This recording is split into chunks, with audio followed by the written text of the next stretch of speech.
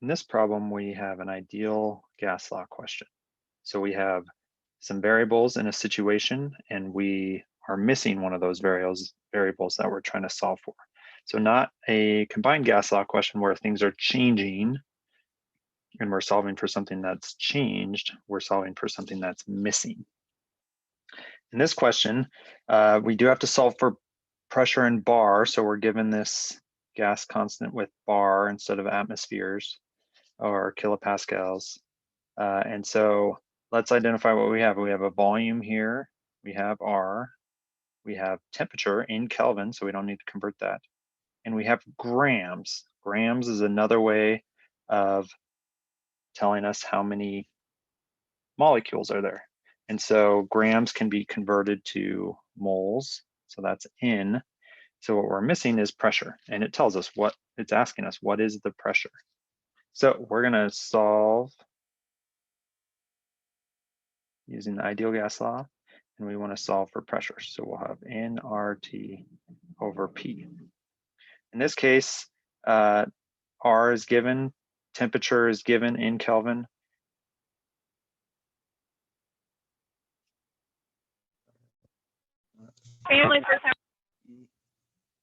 And volume's given in liters, which is good. That's what this is in. So we have to make sure our units cancel. So the big thing we have to do is solve for moles. 41 grams of oxygen. Oxygen gas is O2. So we're going to use our molar mass flipped upside down. So 32 grams per 1 mole, which is equal to 1.28 moles. Now we just need to plug everything in. 1.28 moles, 0.08314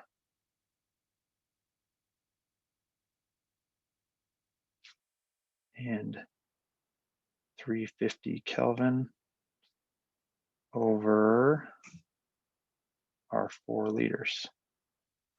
Plug that all in the calculator. Units cancel. And we're left with the bar. Put these in parentheses, divide it all by 4. And I get 9.31 bar. There we go. So make sure you have everything in the right units. You solve for the missing variable, and you do the math in the calculator. Be careful with that calculator.